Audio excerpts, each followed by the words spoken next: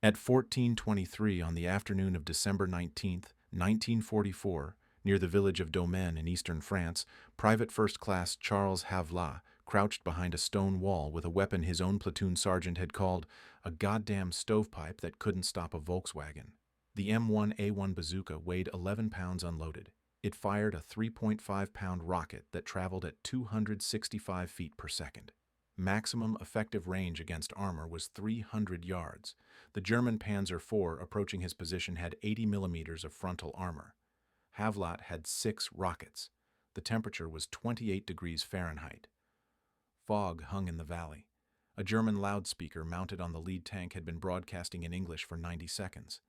The message was simple: withdraw now or be destroyed. Havlat did not move. Charles Havlat was 22 years old. He had been in France for 11 weeks. Before induction, he worked as a plumber's assistant in Gary, Indiana. He weighed 160 pounds and stood 5 feet 9 inches tall. His military occupational specialty was listed as rifleman. He had fired the bazooka exactly twice during training at Camp Shelby, Mississippi. Both shots missed.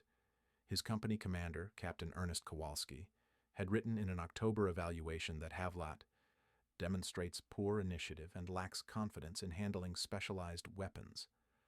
The bazooka assignment came 3 days earlier when the regular gunner, Corporal Daniel Foss, stepped on a mine and lost his right foot. No one else volunteered. Havlat took the weapon because it was handed to him. His loader was Private Eugene Thibault, 19 years old, from Maine. Thibault had been in country for 6 days. The M1A1 bazooka fired an M6A3 high-explosive anti-tank rocket. The warhead contained 1.6 pounds of pentallite. It could penetrate 4 inches of armor plate at a 90-degree angle. At oblique angles, penetration dropped to less than 3 inches. The weapon had no iron sights. It used a simple peep sight calibrated for 100 and 300 yards. The rockets were notoriously inaccurate beyond 150 yards. Wind affected trajectory. Cold affected propellant burn rate. The tube itself was smooth bore, which meant the rocket did not spin. Stability depended entirely on tail fins. If those fins were damaged in transport, the rocket tumbled. Havlat's 6 rockets had been carried in a canvas bag through mud and snow for 3 days. No one had inspected them. The German column consisted of 5 Panzer IV AUSF H tanks and approximately 120 infantry from the 16th Volksgrenadier Division.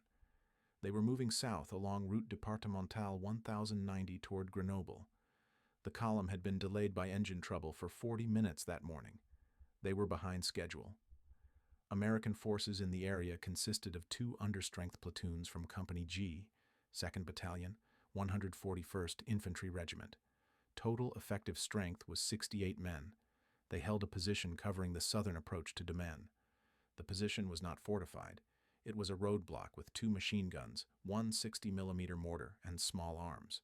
The plan was to delay, not defend. Command expected them to hold for 1 hour, then withdraw west toward the Isère River. At 14:10, the German column appeared on the ridge north of the village. American observers counted 5 tanks and estimated 2 companies of infantry. At 14:15, Captain Kowalski ordered preparation for withdrawal. He sent a runner to inform platoon leaders. The mortar crew fired 4 rounds at maximum range. All missed. The 2.30 caliber machine guns opened fire at 900 yards. Effective range was 1,000 yards against personnel, but the angle was poor and the targets were dispersed. The German infantry deployed into the tree line. The tanks continued forward. At 14:20, Kowalski gave the order to fall back. Most of the company began moving west through the village. Havlat and Thibault were positioned 200 yards north of the main line, covering a secondary road that intersected the highway. The runner did not reach them. At 14:23, the lead Panzer IV turned onto the secondary road. The tank commander was searching for a flanking route. The road was narrow, bordered by stone walls and farmhouses. The tank moved at approximately 8 miles per hour. Havlat saw it from 140 yards. He told Thibault to load.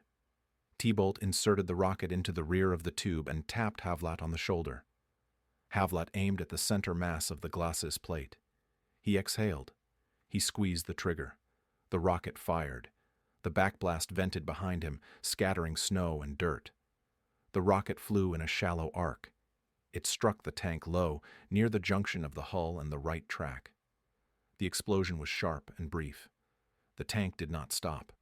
It turned left, attempting to back away. Havlat reloaded. The second rocket hit the engine deck. Smoke appeared. The tank stopped. The crew did not dismount. Havlat and Thibault moved 15 yards east along the wall. At 14:26, the second tank appeared. It fired one round from its 75mm main gun. The shell hit a barn 40 yards behind Havlat's position. The barn collapsed. The third tank stopped on the highway and began traversing its turret. German infantry began moving through the trees on both sides of the road. Havlat counted at least 30. He aimed at the second tank. Range was 110 yards. The tank was stationary, angled slightly to the right. Havlat aimed for the turret ring. The rocket missed and struck the upper hull. The explosion tore a hole in the armor but did not penetrate. The tank reversed. Havlat and Thibault moved again, this time south, toward a drainage ditch that ran parallel to the road. They covered 25 yards in 8 seconds. Thibault was breathing hard. Havlat had 3 rockets remaining. The German infantry advanced in pairs. They used the tree line for cover and moved toward the stone wall where Havlat had been. 2 MG-42 machine guns opened fire from the highway. The rate of fire was 1,200 rounds per minute. The rounds struck the wall and the ground behind it. Havlat and Thibault were below the line of fire in the ditch. At 14:29, the third tank moved forward. It did not follow the secondary road. It turned into the field west of the road and began moving parallel to the ditch. The tank was attempting to flank. Havlat waited. The range closed to 80 yards. The tank track was exposed. Havlat fired. The rocket hit the forward drive sprocket. The track separated. The tank stopped. The crew attempted to repair it. Havlat could see 2 men dismount from the hull. He did not fire at them. Thibault loaded the 5th rocket. At 14:32, German mortar rounds began falling on the village. The mortars were 81 millimeters. They were targeting the main American position. Havlat heard secondary explosions. He assumed the mortar crew or one of the machine guns had been hit. The 4th tank advanced down the secondary road. It fired 2 rounds. Both were high explosive. One hit the ground 30 yards in front of Havlat. The other destroyed what remained of the barn. Shrapnel passed overhead. The tank continued forward. It was moving faster now, approximately 12 miles per hour. Range was 95 yards in closing. Havlat aimed for the front glacis. He fired. The rocket struck the lower plate and detonated. The explosion penetrated. Fire appeared in the driver's compartment. The tank stopped. 2 crewmen emerged from the turret hatch. German infantry fired at Havlat's position. Rounds struck the edge of the ditch. Thibault was hit in the left shoulder. He did not speak. He handed Havlat the last rocket and pressed his hand against the wound. At 14:35, the 5th tank appeared. It did not advance. It remained on the highway, hull down behind a low rise. Only the turret was visible. Range was approximately 220 yards. The tank fired once. The shell struck 10 yards to Havlat's right. The concussion lifted dirt and stones into the air. Havlat could not see the hull. He could not hit the turret at that range with accuracy. He waited. The German infantry was now within 50 yards. He could hear voices. He could hear boots on frozen ground. The tank fired again. The shell passed overhead and hit a house in the village. Havlat made a decision. He stood. He moved out of the ditch and walked 12 paces toward the tank. He knelt behind a low stone marker, possibly a property boundary. Range was now 195 yards. The turret traversed toward him. He aimed for the base of the gun mantlet. He fired. The rocket flew for 2 seconds. It struck just below the mantlet where the armor was thinner. The explosion was contained within the turret. Smoke poured from the commander's hatch. The gun did not fire again. Havlat dropped the bazooka tube. He returned to the ditch. He pulled Thibault to his feet. They moved south through the drainage system for 60 yards, then west into the village. German infantry reached the stone wall at 14:38. They found the abandoned bazooka and 6 expended rocket casings. They did not pursue. At 15:10, Havlat and Thibault reached the American rally point west of the Isère River. Thibault was evacuated to a field hospital. Havlat reported to Captain Kowalski. Kowalski asked what happened. Havlat said he engaged 5 tanks. Kowalski did not believe him. At 1600, a reconnaissance patrol returned and confirmed 5 disabled Panzer IV tanks on or near the secondary road north of Domaine. 2 were destroyed. 3 were immobilized. A count of German dead in the immediate area totaled 33. Cause of death was listed as small arms fire and shrapnel from American mortar or machine gun fire during the initial engagement. No American casualties were attributed to the German tanks. On December 21st, a Graves registration unit inspected the site. They found evidence of burns consistent with bazooka strikes on all 5 tanks. Shell casings and rocket debris were collected. The M1A1 bazooka was recovered and returned to supply.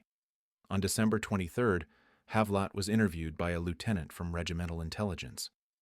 The interview lasted 11 minutes. Havlat described the engagement in sequence. He estimated time elapsed from first shot to last shot at 12 minutes. He stated that he fired 6 rockets. He stated that 5 hit. He stated that the 6th missed. When asked why he did not withdraw when ordered, Havlat said he did not receive the order. On January 4, 1945, Private First Class Charles Havlat was promoted to corporal.